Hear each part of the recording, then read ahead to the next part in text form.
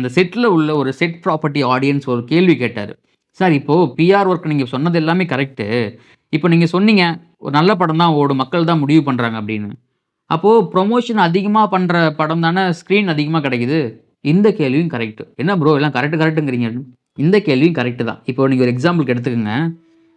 Promotion அதிகமா பண்ற படங்களுக்கு, பிக் பெரிய பட்ஜெட் படங்களுக்கு ஸ்க்ரீன்ஸ் அதிகமா கிடைக்கும்.